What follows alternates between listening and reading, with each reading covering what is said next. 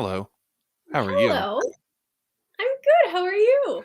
I'm peachy. I'm hanging out with my pal Ruddy on a Saturday afternoon, and we have Oh, someone pretty cool we're going to talk to today. So, yeah. no complaints on my end. You know a little bit about this fella, I think. Yeah, a little bit. Yeah, we've been familiar. So Yeah. he's pretty rad. He's a paranormal investigator. He is a special effects makeup artist. He's an occult researcher. He is into the spelunking and cave explorations, and you can see him on Hellier alongside Greg and Dana Newkirk. But today we get him. So, Oh shit. everybody at home watching, please welcome Tyler Strand. Hey, bud. Oh, Well, hello everyone. hey. What's up, man? How are you? I am doing awesome, man. I am happy to be here. So thanks for having me as a guest. Absolutely, man. We're happy to have you. Hanging out in an undisclosed location at the moment, it would seem. It looks like a bedroom or office of sorts. It's someplace.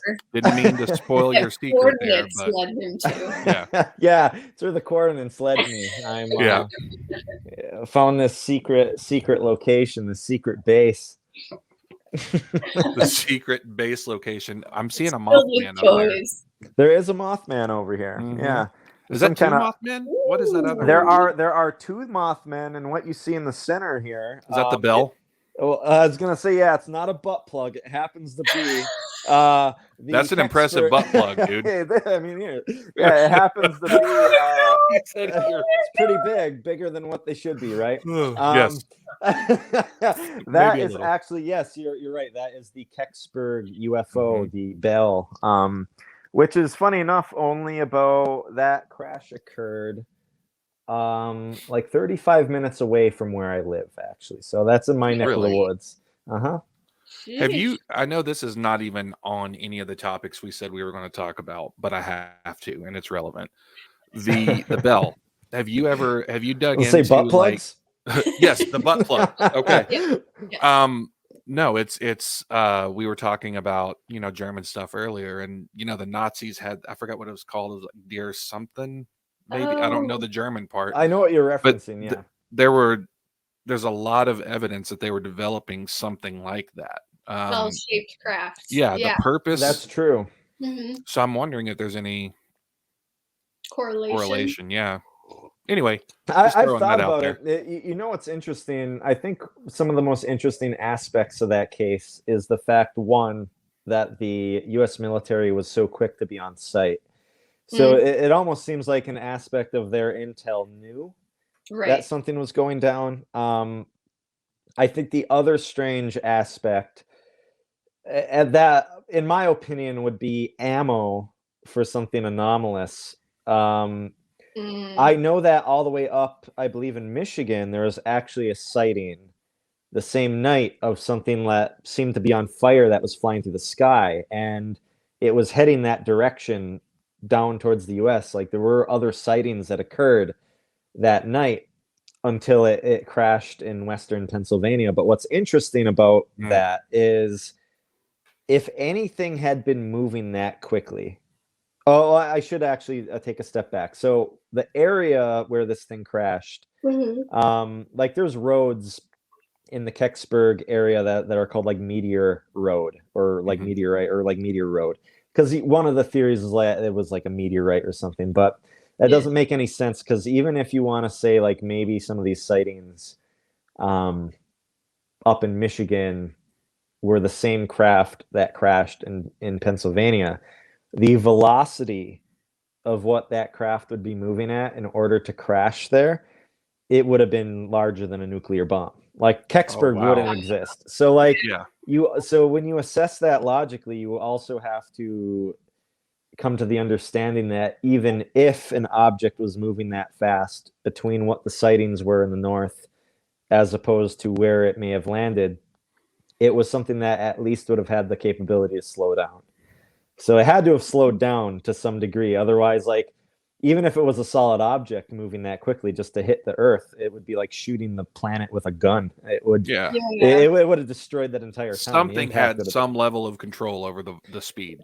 Yeah, at least it seems, and some of the, some of the explanations are more mundane, and it could be mundane. It could have been just secret, like satellite tech or something. Like, I don't know. I don't know what to think about it, but it did land in an area that is afflicted by high strangeness. So the whole Chestnut Ridge area, which is also where I used to work in the caverns that you mentioned, like that whole area is one of the most active in the entire U.S. So everything from UFOs to cryptid sightings, all manner of high strangeness. Western Pennsylvania it's very rural, and there's a lot of strange wilderness areas. And the Chestnut Ridge, which is the site of the Kecksburg UFO crash, and the location of caverns is no different.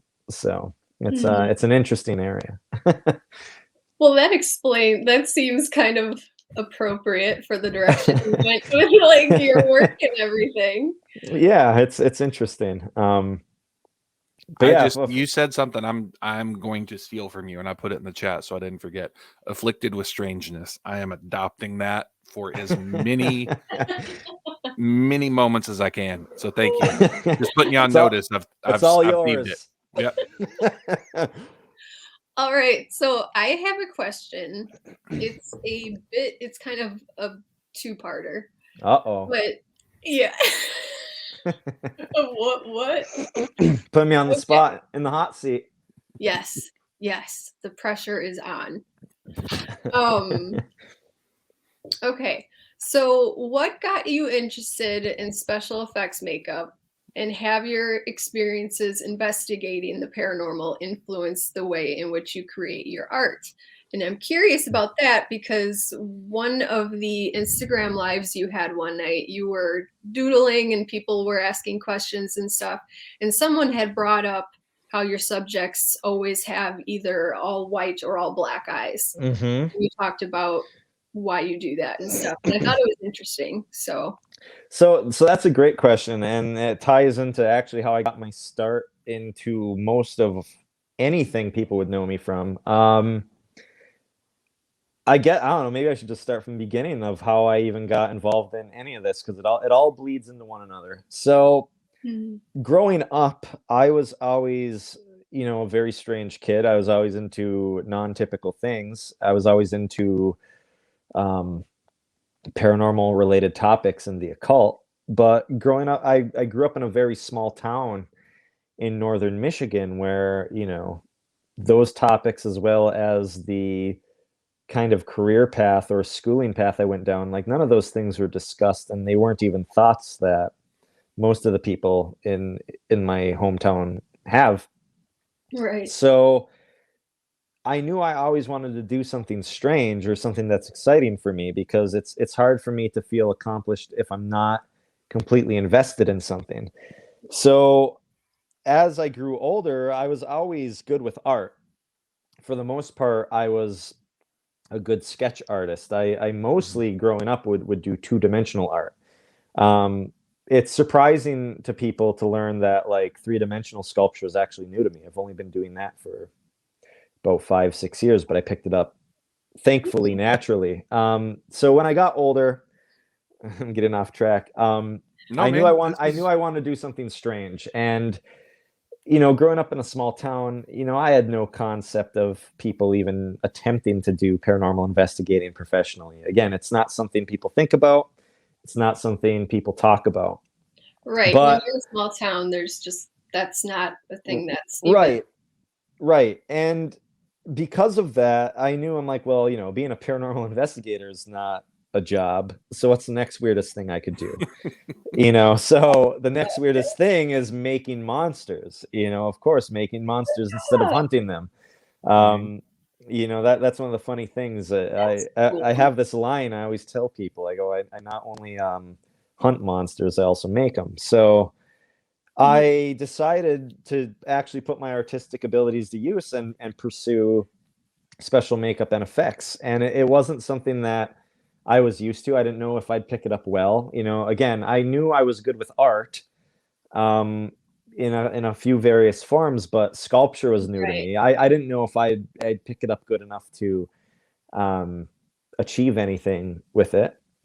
But when I ended up going to school for it to try my hand, there was a trip to the Natural History Museum in Pittsburgh that kind of set me down the path people know me from now. And in the Natural History Museum, there is a section of the museum that has these old artworks, you know, whether they be like sculptures from places overseas, or like even the whole sides of buildings that are from like ancient mausoleums. Oh, wow. Back, I want to say in like, it may have been the 50s. I don't want to misquote. I don't have the information on hand. It's been a while since I've looked it up, but there were these giant molds that were made back in the past of actual locations, actual artifacts. So like a good example is they actually have the famous Venus statue inside the Pittsburgh Museum. And the reason they have it is because it was molded from the original object. Oh. And so a lot of effects work, what people don't realize on the sidelines, when you see a movie monster or even prosthetic makeup that you see in film. So like a modern example at the time of this filming, the Batman is still in movie theaters at the moment. And Colin Farrell is an actor in that movie, and he is completely unrecognizable as the Penguin. Yeah. Because they have multi-piece prosthetics on him. And in order to do those multi-piece prosthetics, to fit perfectly on his face, you need to first clone his face so that you can sculpt onto it, you know, with clay, and then that all gets cast and molded. So a large aspect of all effects work is actually learning how to mold physical objects and learn how to clone them and replicate them so that you can either alter them or at the very least create them in a material that's not the mother object. So when I was in this Natural History Museum, I seen all these reproductions that came from the actual objects, these one-to-one scale moldings. And that's when I realized, oh, I can take this skill that I'm learning here in school and I can apply this to the paranormal in a way that's never been done before. Like I can take this and use it to benefit both the storytelling of the paranormal as well as the preservation aspects of the paranormal when it comes to preserving historical items of significance. So as some of you may know, some of your viewers may know, like my friends Greg and Dana Newkirk, they run a traveling museum of haunted and occult objects. And they've had objects just for the sake of safer viewing for the public. I've had to make cloned reproductions from the actual object so that people can handle things in the same way that large scale museums do. So like there's a lot of objects people see every day in your large scale museums that are reproductions or moldings or clones from the original object. So that's what sent me down that path. But when it comes to how the paranormal has influenced the art projection of those things I make, that's where I have the most fun. So for those of your viewers who may not be aware, I am actually the person who created the goblin that you see on the cover and the poster art of Hellier. That is actually a sculpture. That's not CGI. That's awesome, dude. I did not know that. In fact, it's crazy. A lot of people don't. And details insane. And what's funny is that sculpture is only about this big. It's tiny, and it was photographed with a macro lens to be able to blow this up. I was actually amazed Carl was able to do what he was able to do with it. So that is a prime example. So to get into the goblin's design for Hellier, it was inspired by a lot of different elements that mesh and connect to the case. So the other interesting story of the goblin is that creature that I sculpted was actually created before Hellier was even a thought to become a documentary. It's very strange. And so that in and of itself, it's kind of a synchronistic story to this. Absolutely. The only thing that existed at the time in relation to the Hellier case, Greg had done an interview where he had talked about these strange emails that came in. And listening to the email, it's the same podcast Carl listened to that inspired him to reach out to Greg. So we were all individually, before we knew one another, listening to this thing going, oh my God, this is really big. Like, why are they sitting on this? So when it came to David's descriptions in Hellier of these creatures that were terrorizing him and his family, he very much describes them as a typical gray alien. The only he even has photographs that look like blurry, of course, that look like a gray alien, and he only describes them as having thin lipless mouths and like round black eyes that are reminiscent of a bird's eye. He doesn't talk about the ears. He doesn't talk about anything like that. However, those familiar with Hellier know that Greg and the crew end up connecting the case to another incident in Kentucky, which is the Hopkinsville, Kentucky goblin incident, which is very similar to David's encounters. Yeah. And in that incident that happened in Kentucky back in the 1950s or 60s, these creatures had very large ears that were coming off their head, like how you'd envision a goblin. So when I was hearing all these things, I was thinking like bunny rabbit for a second. I was like, no, yeah, like pointed ears. Yeah, I really did go there first. I'm sorry. It took me a second. Yeah, they had these. Yes, yeah, the Kentucky goblins had these large pointed ears. So between David's description being like a gray alien, kind of like without ears, and then the Kentucky Hopkinsville incident having very large ears, and then somewhere in between all of this having like strange connections maybe to like fairy lore and that kind of vibe, I wanted to create a creature that was more scaled down to realistic proportions. I wanted to make something that looked like it could exist here and live here in reality.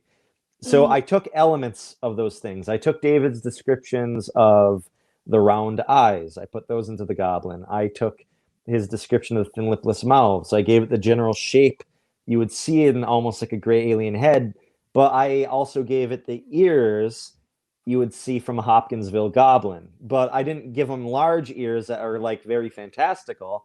I scaled them down and I made them like how, you know, our ears might be. Like, how would this look in proportion to something organic? You know, so that goes into giving it skin wrinkles around the neck, areas of high movement. Right. Age it, give it a physicality that you don't often see in these things. Give it, you know, all the veins, all these things that make something look like real. And all those factors go into making something. And that's what I like about the work I do, is taking descriptions and taking patterns that I hear repeated over and over and over again in different accounts, and applying it into the artwork and making realistic renditions of these things. Because I personally don't think the paranormal at large has a lot of good visuals for people. I think a lot of the artwork that we see in paranormal spaces is very cartoonish. Yes. Yeah, or over exaggerated or just not realistic. And that's what I don't like. I'm someone who I'm very much a realist, or maybe a surrealist, where I like making things that look real. I don't like things that look like cartoons. I don't like things that look goofy. You know, I want to follow an anatomical structure to some degree. And there's patterns to that kind of thing, but you need an eye for it. So getting to your question, like, that's how the paranormal impacts what I make, because I do take note of descriptions of these things, and those descriptions and those general patterns I at least try to incorporate elements of into what I make. So one of my favorite details of the goblins that I make, the sculptures that I reproduce from the original molding of the creature photographed in the Hellier poster art, I actually coat those sculptures in glow-in-the-dark paint. Yeah. So like, it doesn't alter the paint scheme of them, but they actually glow in the dark if you blast them with light. And in the original Kentucky Goblin incident, like they reported those creatures as glowing. They had a luminescence about them. So even to really? take a creature, so to take a creature and actually even give it this otherworldly luminescence that you never see in these things, and like to see how that would look, and having made that by my own hands is so satisfying. And like, so even that's an element. Like I literally made them glow because of that report. It's not just because glow in the dark stuff is fun. I did it because the actual account of the original Hopkinsville goblins, they were like more ethereal and ghost-like, and that's the aspects of them that, again, a lot of times people overlook or they ignore, is the fact that the original Kentucky goblins, not only did they have a luminescence about them, but they would float through the air almost like they didn't weigh anything, the way you would imagine like a ghost floating through the air. All these things are very strange and ethereal and otherworldly. They're not so much physical the way that we, at least in my opinion, the way that we speak on them a lot of the time. So I wanted to try and make generally an amalgamation of all these elements, and that ended up becoming the creature in the Hellier poster art. Oh, which, by the way, to tell you why it's synchronistic, I'm sorry if I'm like just going on. No, man. Okay. That's what you're here for. What makes it so strange is when you look at the poster art for Hellier, the difference between my sculpture and the one you see in the poster is the one in the poster has eyes that are opened up. Carl is actually the one that opened up the eyes digitally, but the original sculpture has its eyes closed. And the reason why its eyes are closed and why it looks the way that it does is because it was never supposed to be used for Hellier. I made it with the case in mind, and I made it for all those reasons I explained to you. But the reason why its eyes are closed like that is because it was supposed to be a one-off sculpture of a little full-bodied creature about this big that I was going to put inside of a jar of liquid like it was a wet specimen. So I sculpted it with its eyes closed as if it was dead. It was supposed to be a dead creature inside of a jar. So, funny enough, I only sculpted initially, like years and years ago, a head. It didn't have a neck or shoulders. And when I ended up knowing the Hellier crew, this was like when season 1 was still shot, Carl seen this head in the background of one of my photos. And because I told them, I'm like, yeah, this is a thing that like I actually sculpted because of this. And we were all supposed to meet each other at an event within like a day from when we were talking about this. And Carl sees it. It doesn't have a neck or shoulders or anything. And he's like, hey, he's like, I know you have this like goblin head. He's like, I'm still like trying to figure out like poster art. He's like, do you think maybe you can take that with you? He's like, I'm thinking about maybe photographing it to see if we can use it in some of the poster art. And I'm like, I mean, I'm like, I guess. I'm like, it's not even that good of a sculpture. I'm like, but like, and it's not even completed, but I'll try and like add a little more to it. So I had to hurry up, and in one day I had to sculpt the neck and like the shoulders, and that's how it turned into like a little bust, because I needed to sculpt just enough so that he could try and like do some photography experiments with it. And then it ended up becoming like larger than I even thought. Like he ended up using it as like the face of the documentary. So that was all Carl. So like I never intended to have it used for a documentary. And if, you know, if I had that premonitory ability, it would have been a much bigger, more detailed sculpture. Like for what it was, it could have been a lot better even, but it, you know, it just pulled together those synchronistically, how in both it was created with the case in mind, but also created before Hellier was even a thing, but then ultimately being used in Hellier and having this like this perfect look. And I think what's even stranger to that, I'll even take your question into a 3-part system. I'll go beyond. It's a system now. I'll go beyond the influence of the paranormal on my art and say I find it very odd how I created that creature of my own mind and my own amalgamation of these patterns. And it's very strange how since I've made that goblin, we have now found old accounts where the goblins, the creatures people are seeing, actually look like my sculpture, which is strange because that skull, so, like, your inspiration was manifested. Yeah, That's and amazing. I think that's an aspect to how these things appear as well. I think our influence and what's on our mind dictates how these things appear, and that's why we see such a plethora of different creatures and of all deformity and strangeness. I don't think there's just like 50 different alien races running out there. I think that narrative is all I think that's false. I think that's what leads people astray. I think we're dealing with phenomena that's very all-encompassing, but it's a phenomena that wears many different masks. And I think those masks are dictated by our societal and religious views and what's in our own psyche. So to be an artist that created something that I now find after the fact examples of actual sightings that look like the thing I made, it's like, what came first, the chicken or the egg? What dictates what? That's nuts. So I it's didn't know that. That's so cool. Yeah, so I don't know. I hope that answers your question. Yeah, it does. That's all I got for you. See ya. And then No, some. Like, no, it's awesome that Carl just I mean, that's like, that was supposed to happen. Like, yeah, it seems that. It seems so. Fixated in that in a picture, like in the background, like that doesn't usually. Yeah, it's very interesting. And like I said, it was never meant to be used Often at all.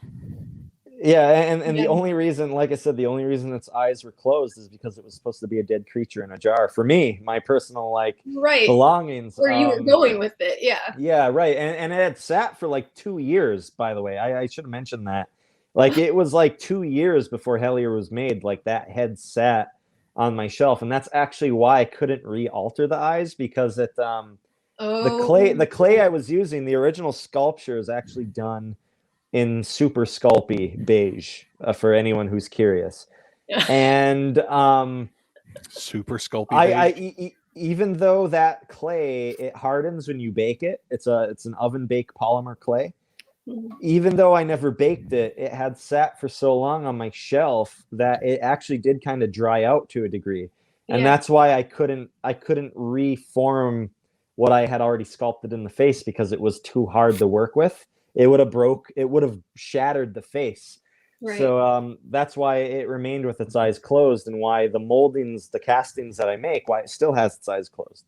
Because I never made one with open eyes. That was Carl did that digitally. But then again, even Carl with digital art, he did it the same way, where we talk about how the paranormal influences what we do. Like, he still took the reports of like the bird's eye, and I think he literally took photographs of like a bird's eye and incorporated them into the digital opening of like the goblin's eyes. So like, it's got a very crow kind of look to the eyeball. I should actually ask him, because I actually don't know what birds he used or where he got his source images from. But like, I'm actually curious now, like what eyes he used. I myself don't know, but he did a good job on doing that. So it's that's kind of the behind the scenes production of all this kind of stuff.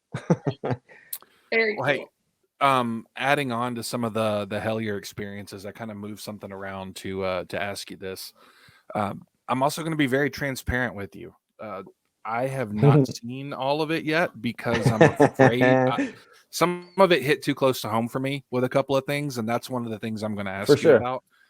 Only because Lindsay had mentioned it to me, and we put some pieces together. I wish I'd uploaded the photo to show you, but I can send it to you, email or something, so you can see. Interesting. But I had an experience in 2003. Experience like I've never had before. We'll just say tall shadow, corner of the room. Nothing stood out as far as like the details, but in my mind, for some reason, I finally was able to draw it out, and it was a very gaunt man in a hat. Oh, that's interesting. And when Lindsay put that together for me, like I said, I don't know how big or small of a situation it was for you guys with the man in the hat type thing, on Hellier. Do you know what I'm talking about? So I think since I think I might know what you're talking about, but correct me if I'm wrong. I know that since Hellier, there's some interconnected strangeness that's occurred off screen that's not part of the doc, where we've had members discuss like what we would refer to as like a cowboy, this kind of hat type figure. But what's interesting, even hearing you bring up your experience, Hellier aside, I know that many people see these shadow entities that seem to be wearing a brimmed hat. And it repeats. That's another pattern that repeats itself all across the board. There's so many people who've seen this like all over archetypal the world, figure. Yeah, it's very strange. And I don't know how to think about it. I don't know where that symbolism lies, other than like just having a detail that maybe there you go. There we fleshes it out more. Yeah, that's interesting. Yeah, that is so interesting. So yeah, it's curious to hear, because I know your experience is not confined. It is something that repeats, and I think that's where, that's one of those topics where, people ask, is there any evidence for this stuff being real? And I think there's all kinds of evidence for this being real. The fact that you have so many cross-cultural descriptions of the same events, the same patterns, and oftentimes even with people exactly, and oftentimes there's people repeating little details here and there that they don't even understand the importance of, or you have to get them to a point where they will describe something that they didn't think was important, that actually is part of this huge pattern, because they don't know anything about it. So it's like there is a pattern, a genuine pattern to some of this phenomena, and like, whether or not you want to believe it's real or it's in someone's head or what, like, that's all fine and good. You can think what you want, but the fact that you have these details that repeat, so like seeing a shadow person with a brimmed hat, like there's so many people that have seen that, like there's people who see shadow people. They don't always have the hat, but there are so many encounters where people discuss seeing this very distinct shape, even though they see like a silhouette or it's just a black form. They always say the one thing that was noticeable was that it seemed to have this wide brimmed hat, and it's an interesting detail. I don't know what to think about that. There's a couple tracks of thought that I have, but yeah, I totally believe that, and that's really interesting that you had that kind of encounter. Yeah, so she and I, obviously, like we both, and you, because you're here with us talking about it, we all kind of we have that connectivity where if one of us has an idea or a theory that might connect two things and make them more valid, kind of like blossoming effect, I don't know, with experiences. And she's known that story about me for a while, and that is in the picture I showed, was in like a journal thing that I had in 0304. And I just remember drawing it out one night within a year of it happening. And she mentioned something to me about like a brief moment with you guys that talked about shadow man in a hat, something that connected all of that. And that's just, I had to ask that, because that I've never been afraid to watch a show. And it's not like I'm scared, like you would typically think of scared. It's, am I ready to open myself up to these experiences that have a lot of similarities to some things I've experienced, and getting a bigger picture of it? I think that's where my mind is. I don't know if I'm ready for that. No, so for sure. Does that make sense? I understand that. No, I understand that. Yeah. Well, for what it's worth, we don't have a hat man in Hellier yet, but there's been some outside strangeness of things like we've experimented with, where we have had, I don't know, like visuals and things of this kind of nature. But again, it is interesting hearing you bring it up, because it is something that I've heard repeated by people, and it's it's very strange that people would have such a distinct visual that kind of goes all across the board, different areas, different people. So it's with something that's such an anachronistic thing too. Like that's an old Western, like I think of like a duster, like someone that wore a Yes, duster would have a hat like that. and and I think that's part of the point. So like when I had mentioned earlier about like how these visuals are dictated by our thoughts, or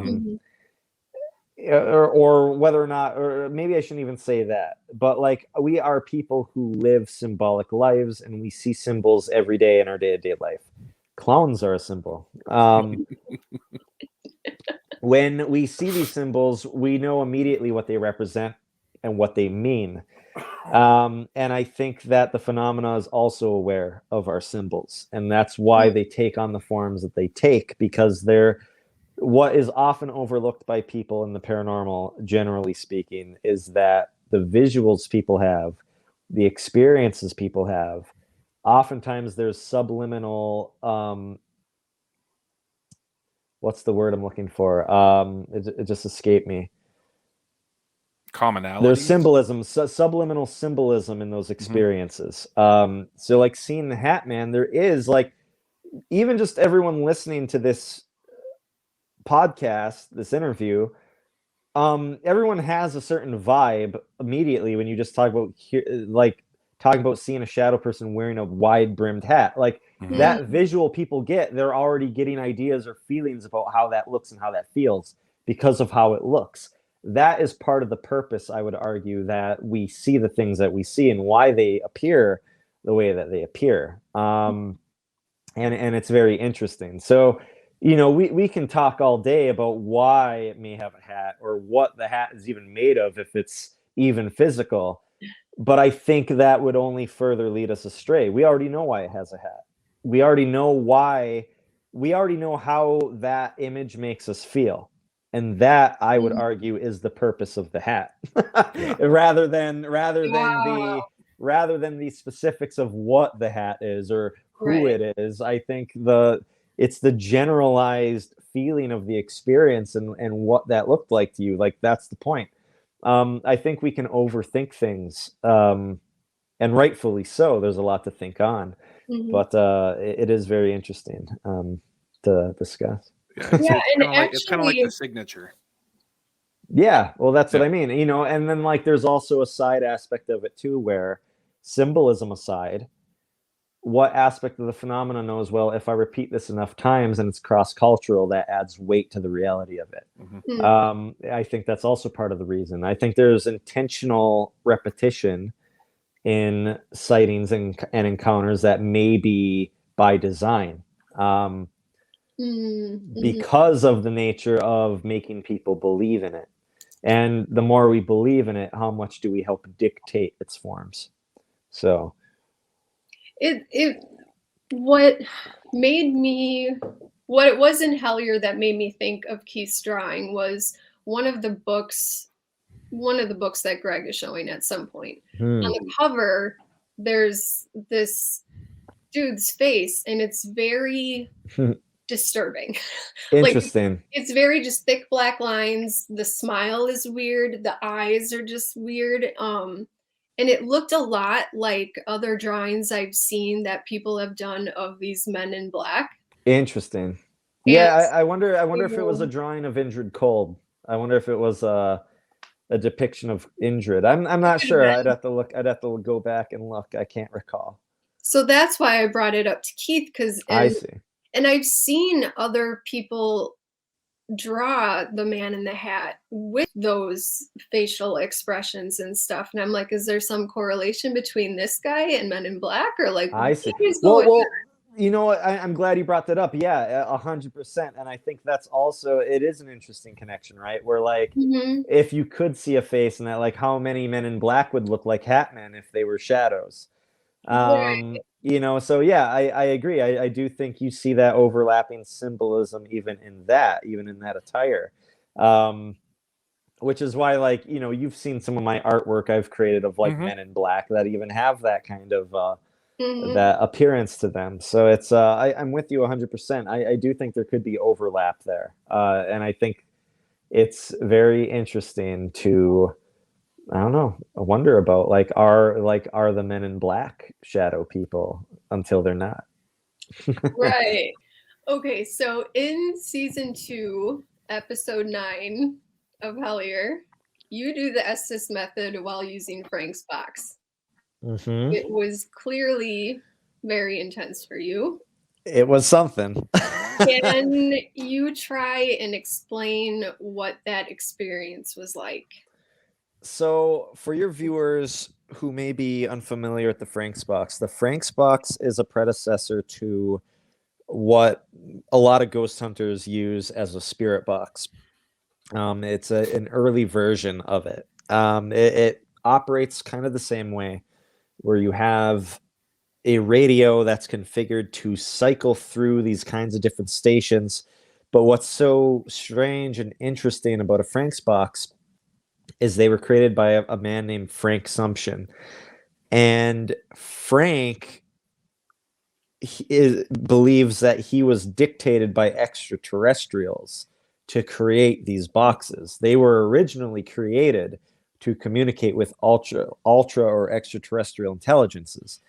So, given the subject matter of Hellier and Hellier season 2, we decided it would be a good idea to attempt using one.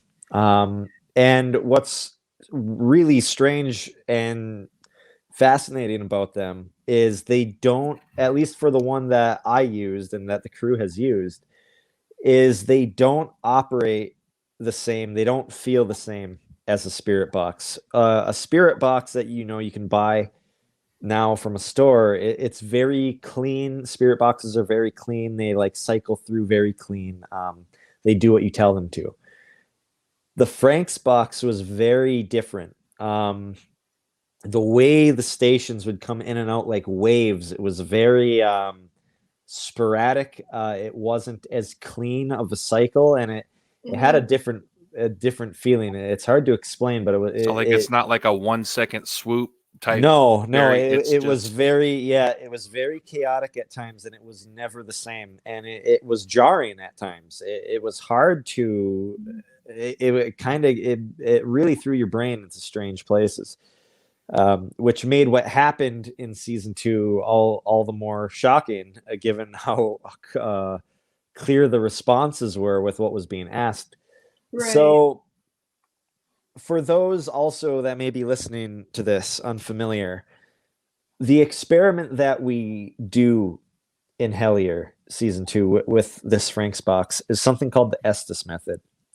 The Estes method is an experiment that was actually created by Carl and Connor. A lot of people see television personalities. Carl and Connor came up with the Estes. They created the Estes method. This method only exists because of that. Exactly, and that's part of the problem. What the shit? This is all part of the problem of the paranormal. Carl and Connor, geez. They created it. In fact, the only reason it's called the Estes method is because they developed it in Estes Park, Colorado, which is where they used to do ghost hunts at the Stanley Hotel. Oh my god! So that, and that's part of the larger problem is the fact that they don't get enough credit, even though many of you see it done on a multitude of television platforms, all the while not crediting the originating source, which is in fact Carl and Connor. So, what the Estes method is, and the reason why it's so effective. When it comes to the spirit box, a lot like Greg, I don't like equipment. I think a lot of it's nonsense. And I think spirit boxes themselves, for the most part, can be nonsense, because I see a lot of people who use them. They're very biased with what they want to hear, and there's like garbled nonsense that comes out, and then they repeat something that they think they heard, then everyone in the group that's hearing it externally is going to hear the same thing. If you put a thought in somebody's head, you're going to hear what you're looking for. Yeah. What the Estes method does is it eliminates all that bias. The way it does that is we have one person who is plugged into the box with noise isolation headphones, and they're blindfolded. So the only thing that person can hear is the box, and they can't see anything. They're in total darkness. They don't hear what people are asking outside of them. They have no influence. No influence. Their only job is to repeat what they hear coming through the box. And then on the other side of the coin, for those of us asking the questions, we don't know what they're hearing. We don't hear anything from the spirit box. That is only what I would refer to as the conduit. So we ask the questions, and that's it. We see if we get responses. We're not influenced by what they're hearing on their end. They don't hear us. We don't hear what they have coming through the box. Yeah. So it creates a double blind test in a way. So the fact that you can ask these questions and get responses back, it's almost like you end up literally talking face to face with an entity. It is incredible. And without giving spoilers, there is a good example of what you're referencing of something that happened to me when I was plugged into the box that happened in season 2 of Hellier. And it was one of the strangest things I think I've probably ever experienced, especially with using the Estes method, because what people didn't see off screen before we filmed that segment, when we were setting up the equipment on the porch where we did this experiment, I even told the crew ahead of time, I'm like, listen, I'm not always good at doing this. Like I've done the Estes method with the Newkirks and the spirit box a couple times on like different investigations or live streams that we've done. And I've had a couple instances where like I was okay, I got some interesting, I said some interesting things, but nothing like shocking. And then I've had other times where like I'm just not good at doing it. There's just sometimes you don't get anything, and that's normal. That's fine.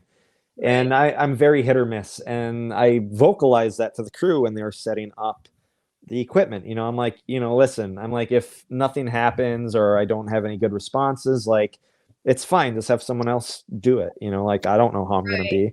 And then of course, what you see unfolds, and it was so strange. So like we even talked differently. It was with Estes method and the losing the sight and the hearing, and all you're getting is that. I think it makes it so much easier for you to become a channel. I agree 100%. And the sensory deprivation part of it. It is, yeah. And I was just going to say that it very much is also a sensory deprivation experiment, and it will get you into a strange meditative state. You will be very especially when you get pulled out of it. Everything is so disorienting. And it's actually how I meditate, is with an eye mask, and then just that's interesting. Yeah, exactly. And I think that's important. And when you say like a conduit, or like or when we talk about meditative states, that's another thing I want to express. And again, just for clarity, I never want to put words in Carl or Connor's mouth. I just know them. I'm speaking on this thing that they created. I didn't create it. And and everyone that sees this kind of experiment unfold, everyone's going to have different ideas on it. But along with, I believe Greg and I hold similar views. I don't believe that the responses people get are even coming from the box all the time. I think that the box serves as its own conduit to open us up to the idea that we're hearing something. But I think some of those responses are coming from nowhere other than here. I think if you were to listen to it externally, I wouldn't be surprised if you wouldn't hear anything. That nothing came through. And Carl and Connor have done almost every variation of that experiment where they have done that. They've had external output. They've had multiple people on the box at one time. They did a lot of interesting variations, and they have had those occurrences where the people plugged in will give a good response to a question, and nothing came out of the box. So where's it coming from? Is it coming from your equipment, or is it coming from in here?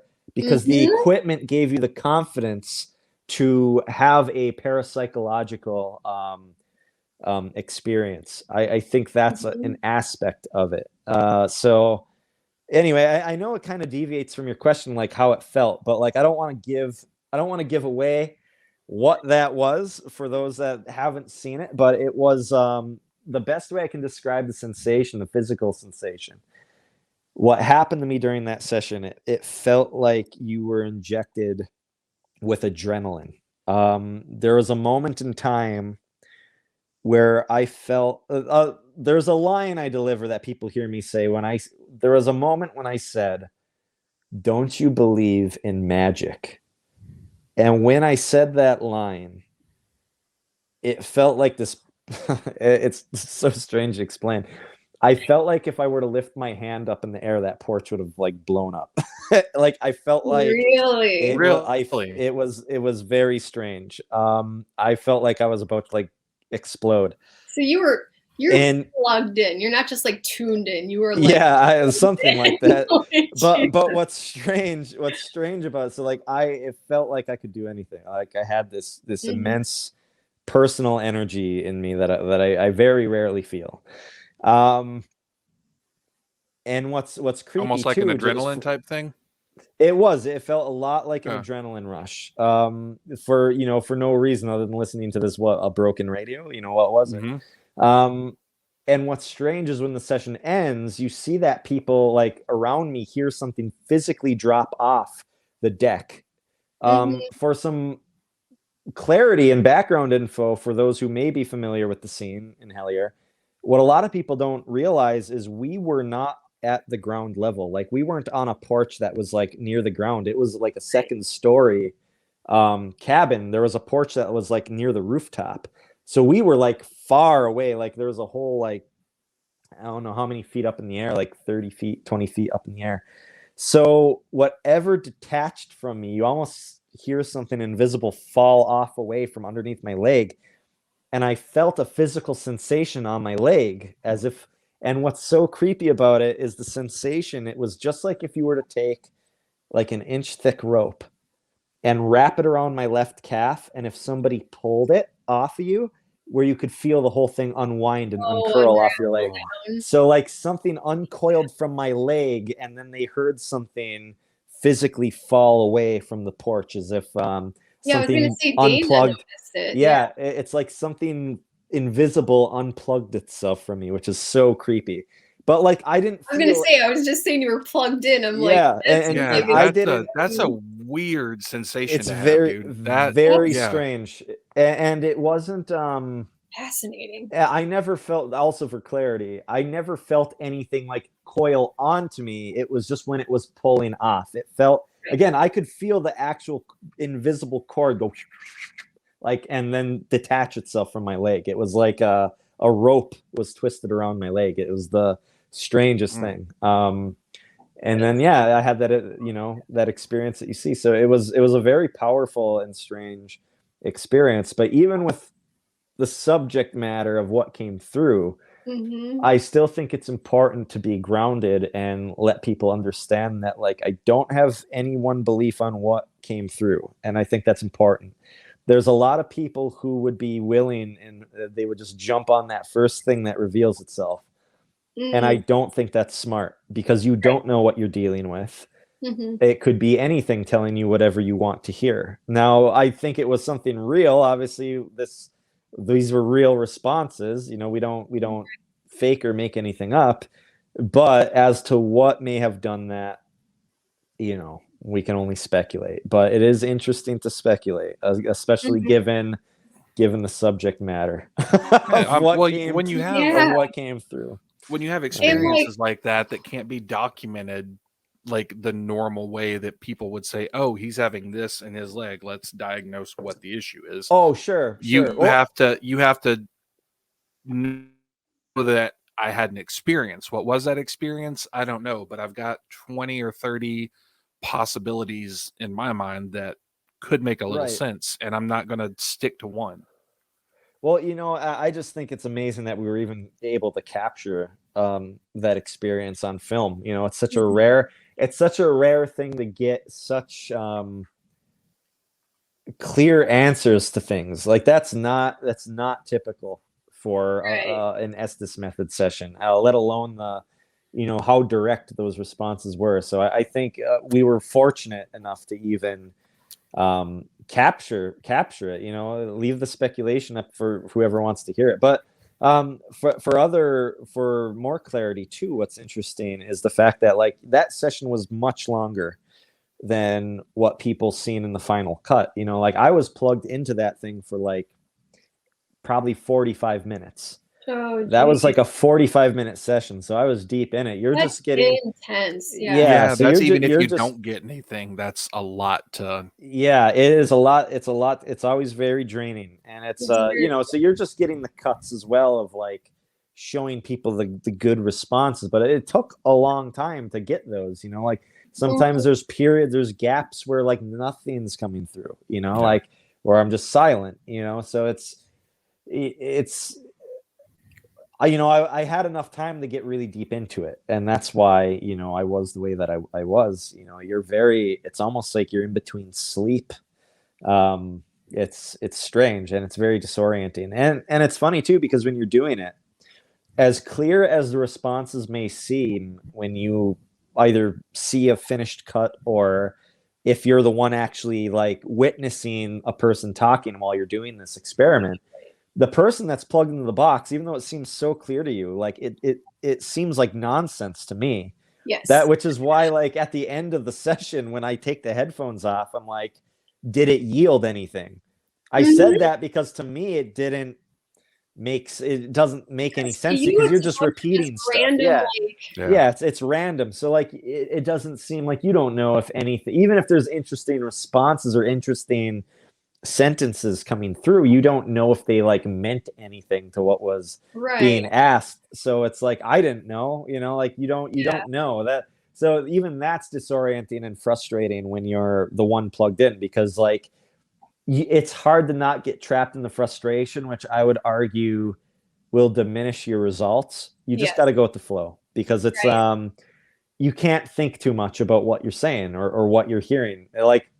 Like just repeat what you hear, and that's it. Because like don't try and piece it together yourself, because that's not your role. Like you're just going to stop yourself from being open to receiving a response. Like that's the other people's job. So just like say what you hear, and that's it. So that's I did my best to do that, and I'm not always successful. So that's why it's that's why the session in Hellier was very strange, given the content.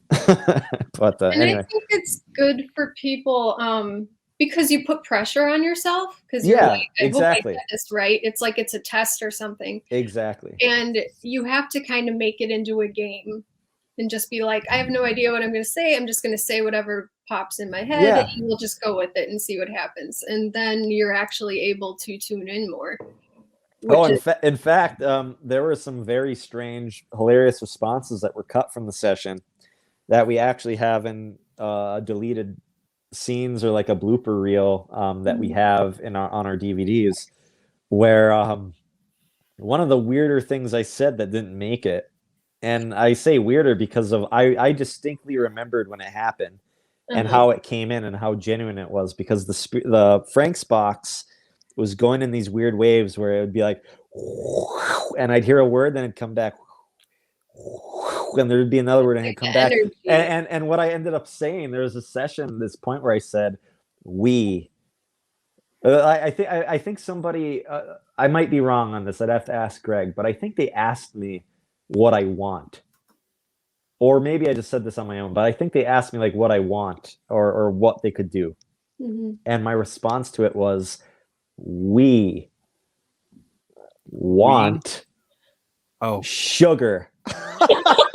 So when I said we want sugar, what's so weird about that, and like almost like a fairy sense, is like when you see the final episode, when I go down to our altar that we have created, the reason why I bring like a whole cake and all that candy is because of that response. But we don't have that in the final cut, but we do have it in so it was very strange. Like I said, some of the responses were very strange. And it came in that wave, like almost rhythmic with the wave. It was rhythmic with the waves, and it was so like when I was hearing it, it'd be like, we want sugar, and like it was like that stuck out to me. It didn't make any sense to me, obviously, but like that stuck out to me when I was in it because of how it came in, because I was like, wow, this is like, that was really like interesting. Like I knew it was like a little different. Yeah, I mean, just the way it came in was so clean, and like the words were so clean, even like it there was no second guessing anything like what it said. It was so clean, and like the way it rode the waves was so strange because it wasn't like, you know, it was a very good response, but you know, it was just like kind of a silly thing, which ultimately, you know, got cut from the overall content of the session. But that is actually why behind the scenes, like when you see me go down to that altar spot, why I put all that stuff, because like one, it was our final night there, and two, it was like, yeah, they want sugar, let's give it all, you know, they made the request. They made the request. So yeah, so that's actually what influenced that. So that's some interesting behind the scenes stuff. Something that I find really interesting when you guys do the Estes method and stuff, a lot of times when you finish, you guys, like, your eyes are watering or you're crying. Yeah. And, well, you know, and that's interesting too, because like I have tears that come out of my eyes. Like I have this overwhelming of emotion without any like direct response. You're just kind of like emotional for the sake, like it's weird. It's like you're emotional but without any reason. You're just like, you're just kind of like, there's tears welling up, and like, but there's no like, you're not necessarily feeling any one emotion. It's not like you're sad or overwhelmed or scared. I didn't have any of those emotions. Like, in fact, the session felt good to me. So because of all that energy, to me, it was almost euphoric. If there's a description of how it felt, it was euphoric. But it, when you pull out of it, what's interesting about me saying it was like an adrenaline rush, adrenaline does that. Adrenaline will make you tear up. It makes that happen.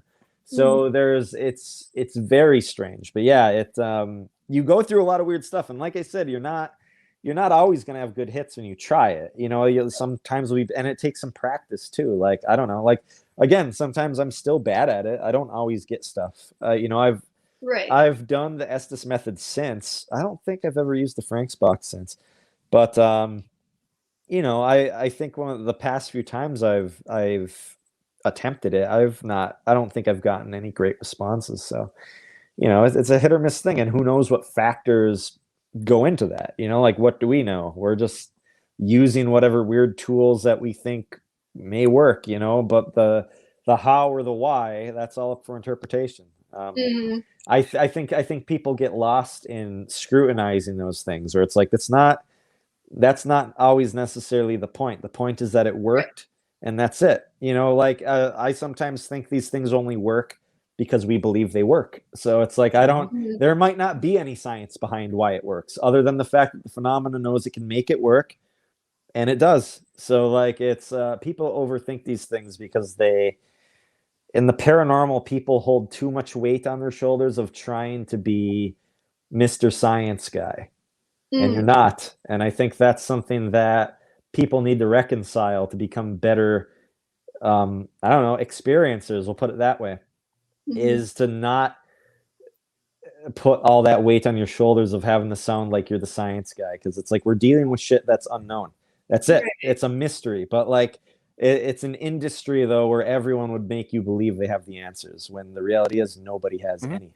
So that's I think one of the biggest lessons for people to understand, but is lost on the many. I just found it really fascinating that the tearing up and the crying happens, because whenever I'll get messages for people or something, one of my tells or whatever that I am actually on the right track and that I'm getting what I'm getting is correct or whatever, is I'll just start crying. Oh, that's interesting. So when you get, like, when that happens to you, it makes me feel like you had legit connections.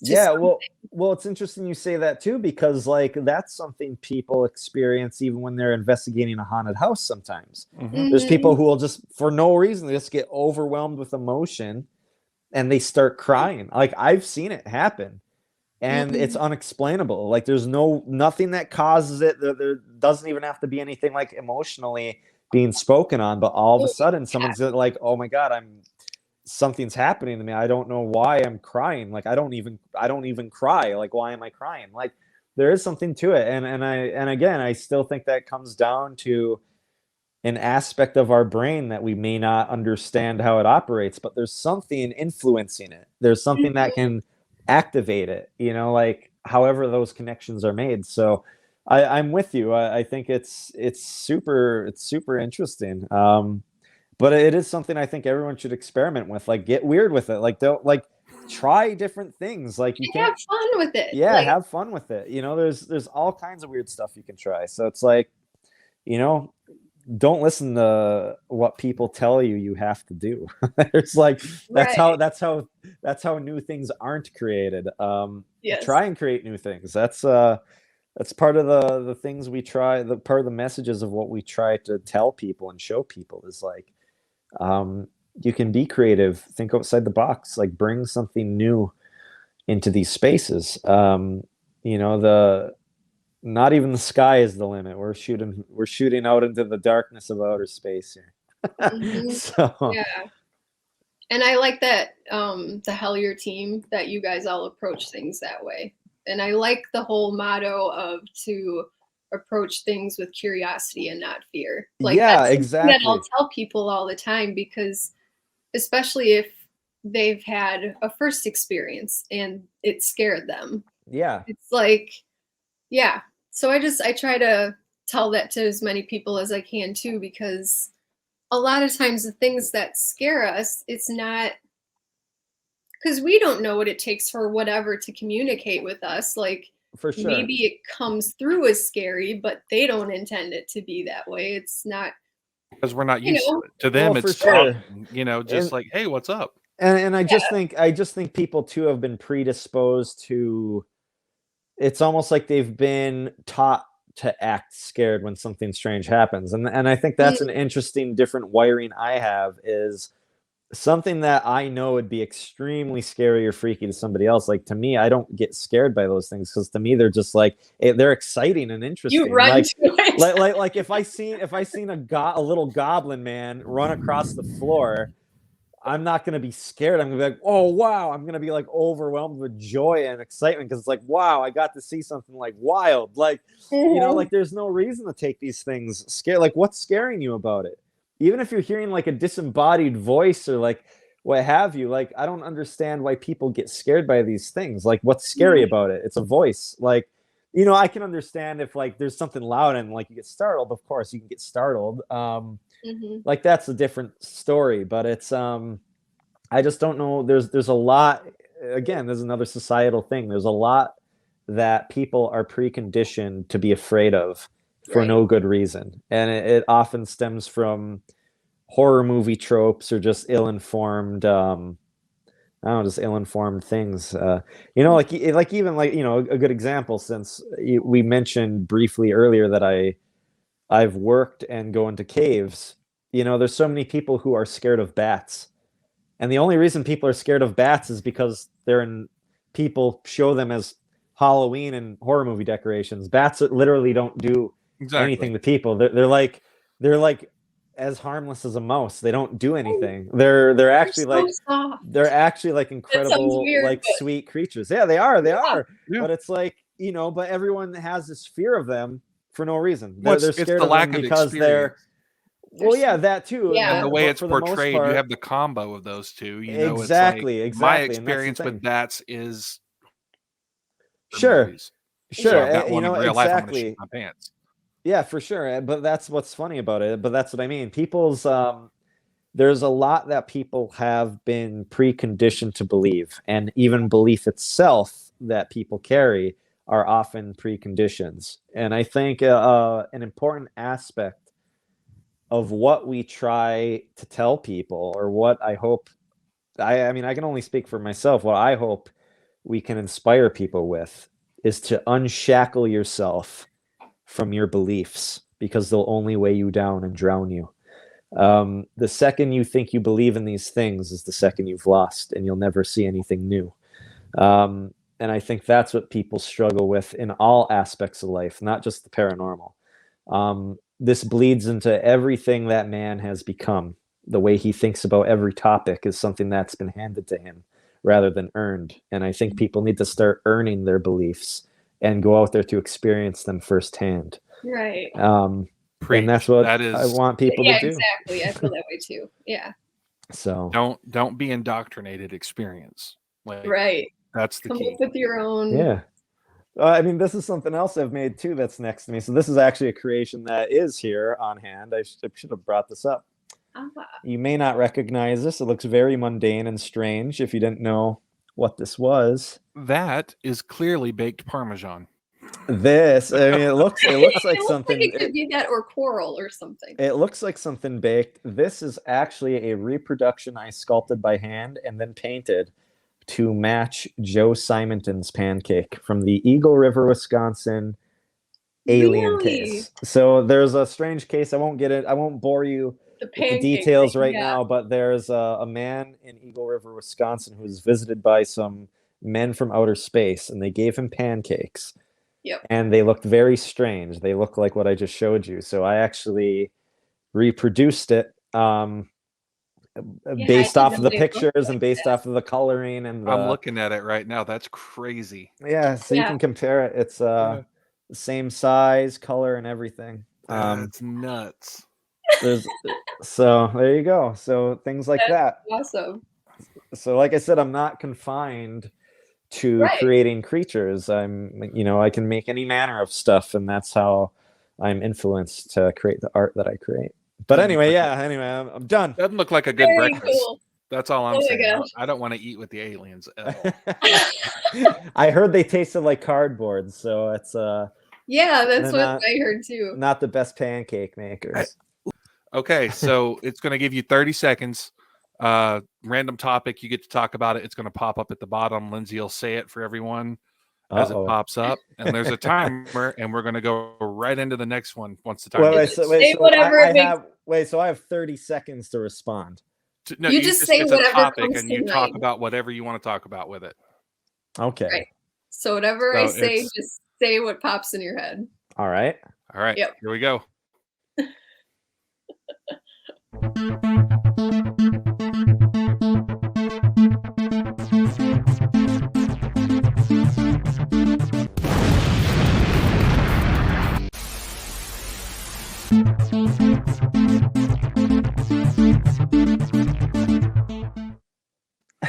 That shit still makes me laugh.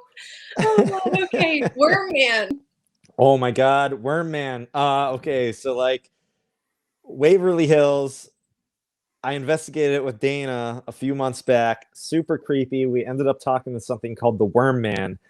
That it presented itself as the Worm Man through the Estes method session that we did, and it was super creepy because it makes me think about like some wriggly, deformed like worm person that's like sulking around the sanatorium.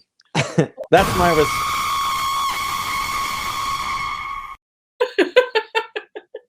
Okay, being escorted out of North Carolina by the police. Oh my God. So well, the only thing I can think about is how I'm thankful to have not been suicided, as they say. But I don't know. It was super strange. I don't know what their deal was, but don't go looking into possible cover-ups and strange alien mysteries in small towns that don't want you there.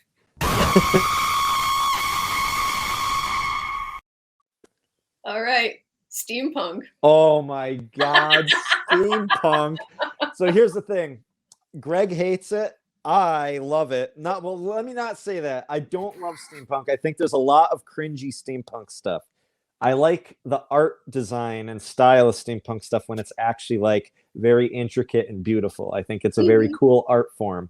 But other than that, it is cringy in a way, and I can see why someone wouldn't like it if they don't like appreciate the fun.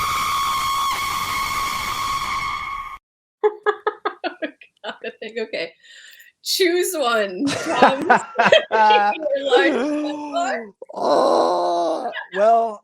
This is actually a very easy question to answer. We're definitely gonna go with large butt plugs, preferably in the shape of the Kecksburg UFO. Oh my God. Sorry, Tom, but your school didn't do that much for me. Oh, shots fired. Oh man, that's a lot. Cue the screaming chick.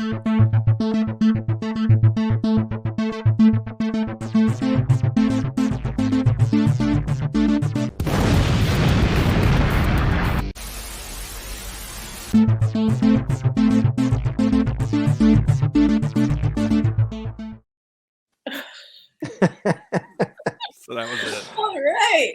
So you did pretty good. You did pretty good. Yeah, I don't think I did bad. Yeah, up and up. Yeah, you didn't do too bad. That's Dude. so funny. It was just Tom Savini, but after the conversation earlier, I went in and live changed it. Yeah. It's funny to me too, because not long ago on Twitter, Greg posted a picture of stuff people had sent him, and one of the things was a butt plug that was haunted, and it looked it was in the shape of a UFO. Of a UFO, yeah. I think he just got that a couple days ago. I was gonna say it was sometime haunted Crazy what butt exists plug? out there. a haunted butt plug. Yes. Yeah, I think that thing was Wild fine until times. the person who sent it to him got it. That is so I think funny. the person haunted that butt plug. Yeah, who knows? I would have been handling that with some latex gloves. With care, yes. Like, ugh. Go in a Ziploc bag in the evidence file. Yes. Your phone battery. Tyler, thank you so much for hanging out with us, and it's been so fun. It's been really fun. Yes. I had a blast. Thanks for having me on. So where can people find you online, or pictures of your arts and news of your adventures spelunking? So I unfortunately don't have a website yet, but I will soon. I'm going to be working on that. But in the meantime, if anyone is curious about following me or seeing where I post the most is on Instagram. My handle there is blackwolf26. You can also find me on Twitter at T_stranded. But yeah, just search for me in those platforms, I suppose, until I can direct you further. But in the meantime, if anyone hasn't watched Hellier yet, Yes. I know we talked about Hellier a lot. You can find both seasons of Hellier for free on Amazon Prime. And if you don't have Amazon Prime, it's literally all for free on YouTube. Literally all the episodes. You can even find all the episode lists on our website, which is hellier.tv. And not only do we have that documentary out, but at some time, hopefully this year, yes, we have something new coming for you. Oh, I can't wait. I've been like, what is happening? It's not Hellier, but it's something different. But the same crew is involved with making it. So keep your eyes peeled. Go follow Connor Randall, Carl Pfeiffer, Greg and Dana Newkirk for more information, to keep your eyes on the ground, or perhaps your eyes up to the skies. So